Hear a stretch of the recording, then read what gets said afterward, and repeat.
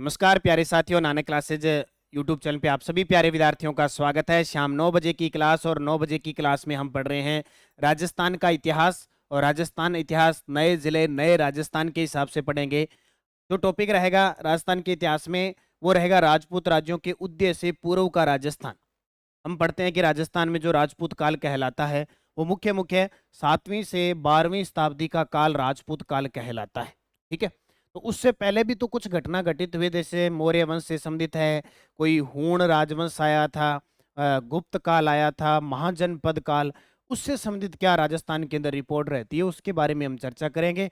6 बजे आपको टेस्ट मिल गया और 9 बजे इसकी आपको व्याख्या मिल जाती है। तो किस प्रकार के क्वेश्चन है, थोड़े से उल्टे सीधे प्रश्न होते हैं क्योंकि हम इनके बारे में बहुत कम जान पाते हैं और बहुत कम पढ़ पाते हैं, इसलिए हमें लगता है कि ये प्रश्न हमने देखे नहीं।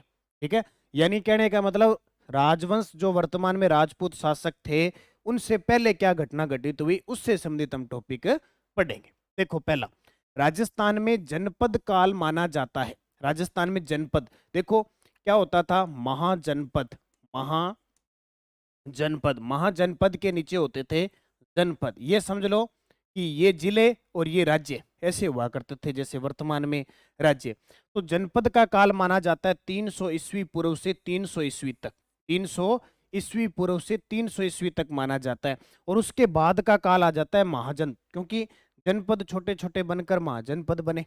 तो बौद्ध धर्म के अंगुत्तर निकाय में महाजनपदों का 16 महाजनपदों का उल्लेख है। उनमें से 4 ऐसे महाजनपद थे उनका कहीं ना कहीं विस्तार राजस्थान के अंदर था, तो वो चर्चा करेंगे। तो 300 ईस्वी पूर्व से 300 ईस्वी तक का काल राजस्थान में जनपद काल कहलाता है। राजस्थान में कुषाण शक्ति को किस जनपद ने नष्ट कर दिया था? कुषाण शक्ति थी, एक विदेशी थी, लेकिन इसकी एक खासियत थी कि राजस्थान की, भारत की संस्कृति में रचने बचने वाली थी कुषाण। और उसमें एक शासक आता है, ठीक है, कनिष्क, नाम सुना होगा। ये इतनी भारतीय संस्कृति में घुल मिल गया था कि इसको भारतीय शासक ही मानने लगे थे। तो राजस्थान में कुषाण शक्ति को किस जनपद ने नष्ट कर दिया था? योधेय, योधेय जनपद था। और ये योधेय जनपद कहाँ था? ये था आपके जो वर्तमान गंगानगर का कुछ क्षेत्र बीकानेर का क्षेत्र, कुछ क्षेत्र हनुमानगढ़ का क्षेत्र, हनुमानगढ़ बीकानेर का सीमांत क्षेत्र, ये योधेय क्षेत्र में आता था। उपनाम पढ़ते हैं ना, योधेय क्षेत्र। ठीक है, मालव जैसे नगर टोंक ये क्षेत्र आता था। अर्जुनाइन जो जाति थी अलवर भरतपुर वाले क्षेत्र की, सीवी जो मेवाड़ क्षेत्र में थी, सीवी मेवाड़ क्षेत्र में थी। ठीक है, और अर्जुनाइन ये जाति थी अलवर और भरतपुर, यानी कह सकते हैं आपके मेवात क्षेत्र में। ठीक है, ये जातियां यहाँ पे रहती थी और इन्हीं के नाम पर ये छोटे छोटे जनपद थे। पौराणिक मान्यता के अनुसार वर्तमान अलवर को किस नाम से जाना जाता है? पौराणिक मान्यता के अनुसार वर्तमान जो अलवर है, अब अलवर के कई भाग हो गए, ठीक है, उसको किस नाम से जाना जाता है? उलुक प्रदेश, किस नाम से? उलुक प्रदेश के नाम से जाना जाता है। इसके अलावा इसका कुछ क्षेत्र सालव क्षेत्र भी था, सालव क्षेत्र भी कहते हैं। ये अलवर मत्स्य क्षेत्र के अंदर भी आता था। मत्स्य महाजनपद था, जो जनपद बना फिर महाजनपद था, जिसकी राजधानी विराटनगर थी, उसके अंदर आता था। अलवर की हम बात करें तो अलवर का अब कुछ भाग कट गया, जैसे अब अलवर के अंदर जो आपका बहरोड क्षेत्र है, तिजारा क्षेत्र है। ठीक है, अब ये बहरोड तिजारा अलवर जैसे जिले बनेंगे, कोटपुतली, ठीक है, कोटपुतली, ये सारे क्षेत्र इस क्षेत्र के अंदर आते थे। टोटल 16 महाजनपदों में कितने महाजनपद का विस्तार वर्तमान राजस्थान में था? टोटल 16 महाजनपद थे।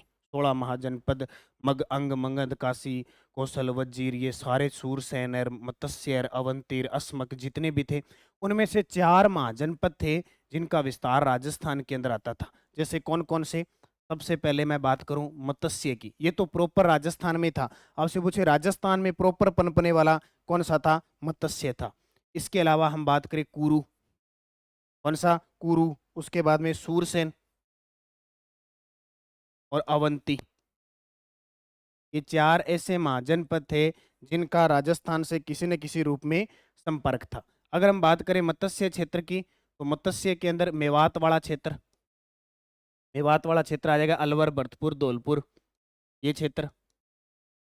जब हम कुरु क्षेत्र की बात करें तो कुरु के अंदर आ जाता है अलवर का समीपवर्ती क्षेत्र, अलवर का। सूरसेन ये मथुरा वाड़ा जो अलवर भरतपुर है ना, ये क्षेत्र आ जाता है, ब्रज क्षेत्र, भरतपुर, धौलपुर। और अवंती, अवंती था आपका मालवा, मालवा क्षेत्र था मध्य प्रदेश का।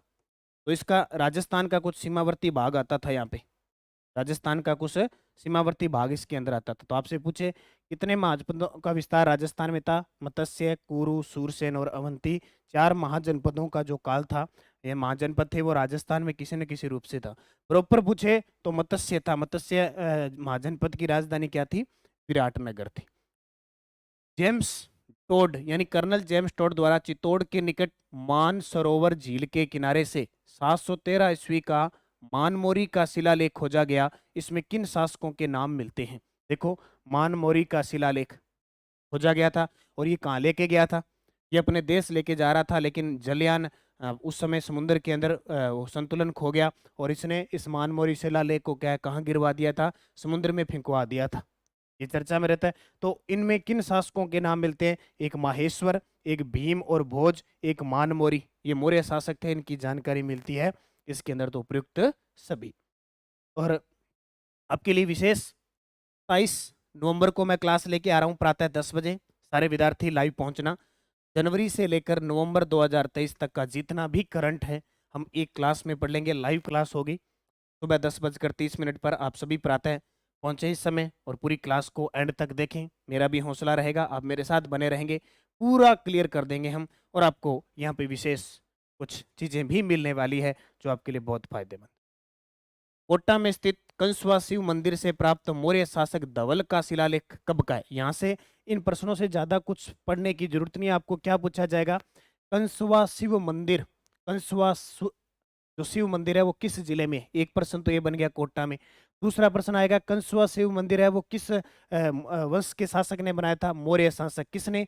धवल ने बनाया था, मौर्य शासक धवल ने बनाया था। ये शिलालेख कब का है? ये आपसे पूछे कि ये शिलालेख कब का है, तो आपका उत्तर देखो। अब ऑप्शन में आपको इस प्रकार के मिलेंगे, तो उत्तर आएगा 738 ईस्वी में। कब?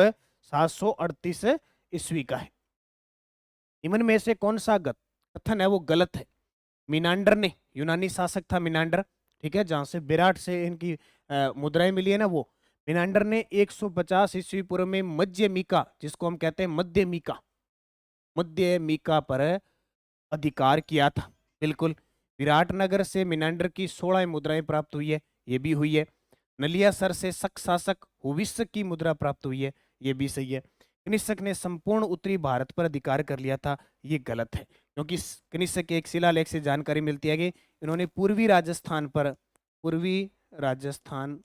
पर राज किया। ठीक है, यानी संपूर्ण उत्तरी राजस्थान पर अधिकार इन्होंने नहीं किया था, पूर्वी राजस्थान पर इन्होंने राज किया था, तो ये कथन गलत हो जाएगा। राजस्थान में गुप्तकालीन सोने के सिक्कों का सबसे बड़ा भंडार कहां से प्राप्त हुआ? बहुत ही शानदार प्रश्न है। राजस्थान में गुप्तकालीन, देखो राजपूतों से पहले की सोने के सिक्कों का सबसे बड़ा भंडार कहाँ मिला? नगला। और नगला कहाँ पे है? भरतपुर के अंदर। नगला कहाँ पे है? भरतपुर में। देखो सबसे बड़े, यहाँ ऑप्शन में बयाना नहीं दे रखा, क्योंकि वैसे वास्तव में सबसे ज्यादा भंडार मिले बयाना के अंदर। सबसे ज्यादा गुप्तकालीन सोने के सिक्कों के सबसे बड़े भंडार बयाना में मिले, इससे भी ज्यादा, लेकिन ऑप्शन में बयाना नहीं है, नगला है। बयाना हो गया, रेड टोंक हो गया, ठीक है। यहाँ सोने के सिक्कों के बड़े भंडार है, गुप्तकालीन मिले। क्योंकि गुप्त काल के अंदर जो शासक थे ना, चंद्रगुप्त द्वितीय, विक्रमादित्य की राज करने की कहानियां साबित होती है। कोटा जिले में स्थित चार चौमा का शिवालय किस काल की वास्तुकला का उदाहरण है? जब मैंने आपको मंदिर करवाए थे, तो मैंने आपको मंदिर पढ़ाए थे, लगभग कोटा के जितने भी मंदिर थे शिवालय खास करके वो गुप्तकालीन थे, तो गुप्त काल के, ठीक है, गुप्त काल के थे। मंदिर कौन सा? चार चौमा का शिवालय, कोटा जिले के अंदर। बाड़ोली के शिव प्रसिद्ध शिव मंदिर का निर्माण किसने करवाया था? बाड़ोली चित्तौड़गढ़ के अंदर, ठीक है। बाड़ोली का जो चित्तौड़गढ़ का है वो शिव मंदिर है, का निर्माण किसने करवाया था? तो वो तोरमाण ने करवाया था। किसने? तोरमाण। ये प्रश्न आपसे आएंगे, इनमें ज्यादा कोई डिटेल नहीं है और ज्यादा जानकारी भी इनकी नहीं मिलती है, बस थोड़ा थोड़ा इनकी जानकारी मिल जाती है किसने बनाए। तो प्रश्न बाड़ोली के शिव मंदिर का निर्माण किसने करवाया था? तोरमाण ने करवाया। किस गुप्त शासक ने शकों को पराजित करके संपूर्ण राजस्थान पर अधिकार कर लिया था? किस गुप्त शासक ने शकों को पराजित करके संपूर्ण राजस्थान पर अधिकार कर लिया चंद्रगुप्त द्वितीय, जिसको क्या कहते थे, विक्रमादित्य। इन्हीं के द्वारा वो सोने के सिक्के चलाए जाते हैं आपके नगला के अंदर और बयाना के अंदर। चंद्रगुप्त द्वितीय ने शकों को पराजित करके अधिकार कर लिया था। राजपूतों की उत्पत्ति से संबंधित गलत कथन को चयन कीजिए। गलत। परमार, प्रतिहार, चौहान और गहड़वाल वंश की उत्पत्ति चंद्रबरदाई ने अग्निकुंड से मानी है। ये गलत है। क्यों गलत है? क्योंकि परमार, प्रतिहार, चौहानों के साथ इन्होंने इसको नहीं माना। ठीक है, इसको नहीं माना, बल्कि किसको माना? चालुक्य को माना। चंद्रबरदाई ने माना अग्निकुंड से, लेकिन परमार को माना, प्रतिहार को माना, चौहानों को माना, लेकिन गहड़वाल को नहीं माना। चंद्रबरदाई ने पृथ्वीराज रासों में 36 राजपूत कुलों का उल्लेख किया। ये सही है। डॉक्टर दशरथ शर्मा ने बिजोलिया प्रशस्ति के आधार पर चौहानों को ब्राह्मण बताया। ये भी सही है। 1170 ईस्वी में बिजोलिया शिलालेख की रचना हुई थी। सोमेश्वर चौहान शासक थे उस समय। डी.एच. ओझा ने राजपूतों को प्राचीन क्षत्रिय बताते हुए आर्यों की संतान माना है। ये भी सही है। डी.एच. ओझा ने राजपूतों को प्राचीन क्षत्रिय बताते हुए आर्यों की संतान माना है। ये भी सही है। तो उत्तर 1 नंबर गलत हो जाए। महाभारत काल में राजस्थान का कौन सा क्षेत्र द्रोणपुर के नाम से जाना जाता है? महाभारत काल में राजस्थान का कौन सा क्षेत्र? द्रोणपुर। तो वो आ जाएगा चूरू। चूरू के अंदर हम पढ़ते हैं ना ताल छापर। ताल छापर के अंदर हम कहते हैं ना गुरु द्रोणाचार्य की जन्मस्थली कर्म भूमि कहते हैं ना, वो क्षेत्र ये द्रोणपुर के नाम से जाना जाता है। चूरू वाला। मंडोर, मंडोर तो जोधपुर के अंदर है ही। टोंक और विराट, विराट काल की भी सभ्यता के महाभारत काल के अवशेष यहाँ से मिलते हैं। कहते हैं कि विराट नगर के अंदर महाभारत काल में पांडवों ने टाइम बिताया था, यहाँ पे समय बिताया था, अज्ञातवास बिताया था। योधे जनपद के बारे में गलत कथन बताइए। योधे जनपद अभी पढ़ के आए हैं। योधे जनपद का विस्तार अजमेर, टोंक, मेवाड़ में था। यह असत्य हो जाएगा, क्योंकि इनका विस्तार यहाँ नहीं था, बल्कि कहाँ था? गंगानगर,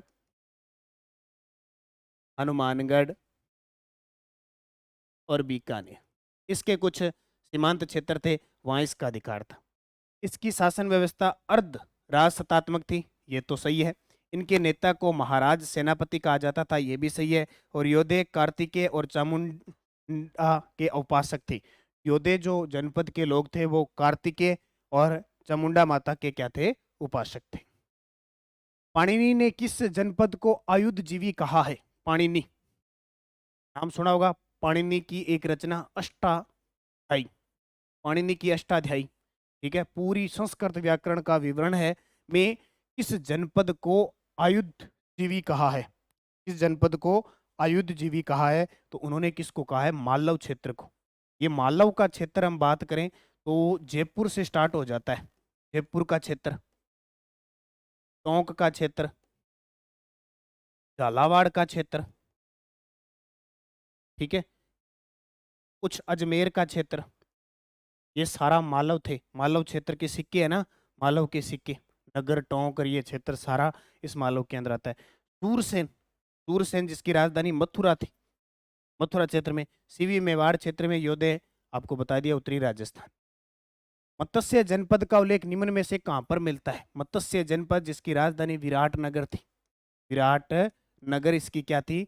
राजधानी थी। ऋग्वेद में भी मिलता है, शतपथ ब्राह्मण में भी मिलता है और कौशिकी उपनिषद, तीनों के अंदर इसका उल्लेख मिलता है। मत्स्य जनपद जो मत्स्य जयपुर के आसपास का क्षेत्र, जयपुर के आसपास का क्षेत्र, ठीक है, ये मत्स्य। और 16 महाजनपदों में 4 महाजनपदों का राजस्थान में विस्तार था, लेकिन प्रॉपर रूप से किसी की राजधानी और महाजनपद था तो वो मत्स्य जनपद था एकमात्र। माप्य, क्या चीज? माप्य, मजूप, मापेज्य, मगजस नामक सेनापति किस गण से संबंधित थे?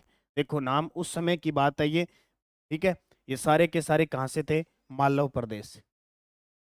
विराट, रंगमहल, बड़ोपल, पीर सुल्तान की थड़ी जैसे समृद्ध सांस्कृतिक स्थलों को किसने आक्रमण करके अत्यधिक हानि पहुंचाई थी? हमेशा ध्यान रखना, हम पढ़ते हैं कि राजस्थान में ऐसा कौन सा दुर्ग जिसपे सबसे ज्यादा विदेशी आक्रमण हुए, तो हम पढ़ते हैं भटनेर, जो सबसे प्राचीन दुर्ग है।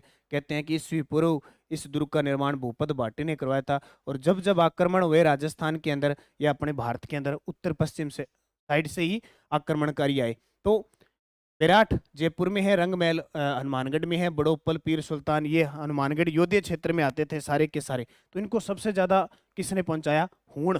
हूण का नाम ही आता है, एक बर्बर जाति थी, हूण कहते हैं ना, आजकल गेहूं में भूण पड़ जाते हैं, अनाज में भूण, बस इतना याद रखना, हूण भूण बर्बर कर देते हैं, ठीक है, बर्बर जाति थी अत्याचारी।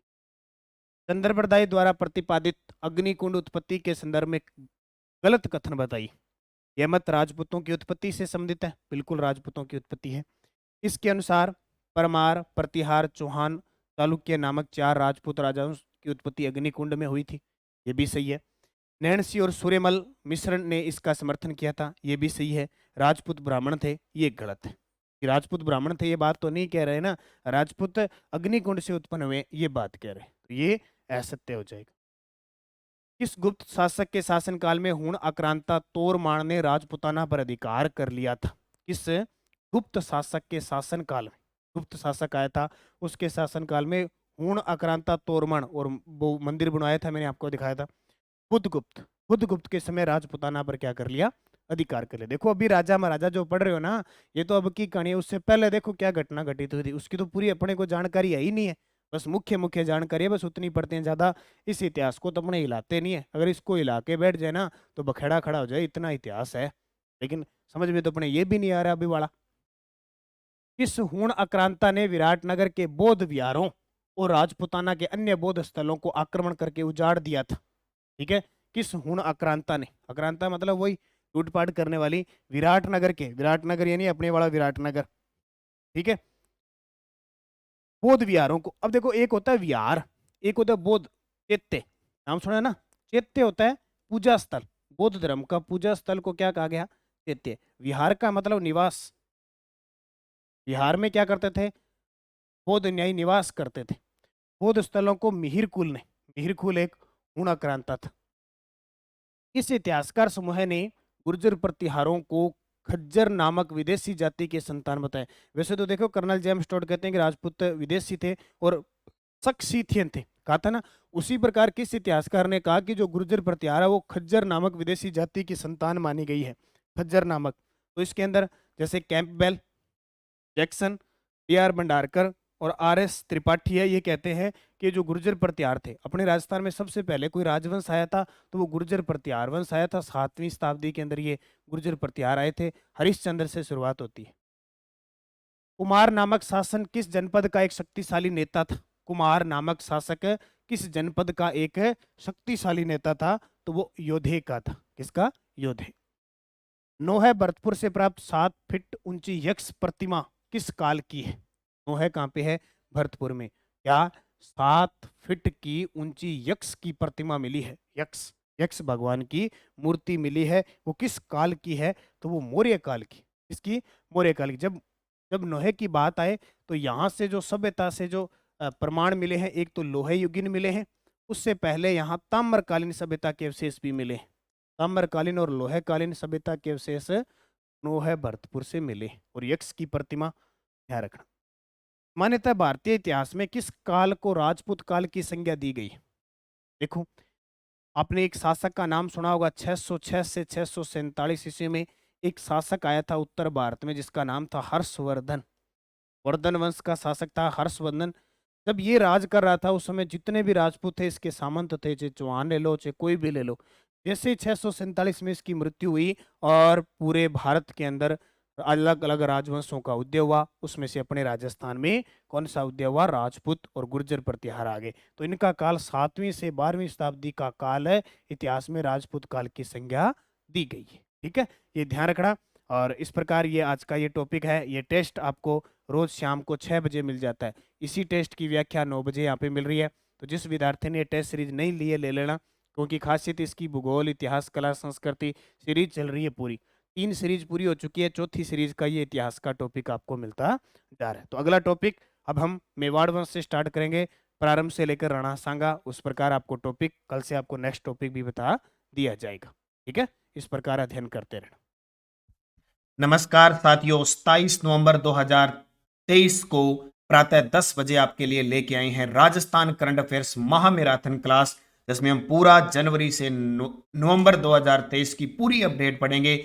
उस दिन गुरु नानक जयंती भी है। इस शुभ अवसर पर एक महामैराथन राजस्थान करंट अफेयर्स की क्लास लेके आ रहे हैं। आप सभी प्यारे साथियों का सपोर्ट, प्यार, स्नेह चाहिए। इस पोस्टर को ज्यादा से ज्यादा शेयर करें आपके व्हाट्सएप, टेलीग्राम, फेसबुक पर। शेयर करें, आपके सहपाठियों को बताएं और तैयार रहिए 27 नवंबर को सुबह 10:30 पर आपका स्पोर्ट। आपका लगातार मेरे साथ बने रहना। एक बड़ी क्लास को हम न्योता देंगे, पूरे जनवरी से नवंबर 2023 के डाटा को पूरा खंगाल के कर देंगे, पूरा सिलेबस करंट का जो भी रहेगा उस पार्ट को क्लियर करेंगे। तो बने रहिए नानक क्लासेस के साथ। धन्यवाद। जय हिंद, जय भारत।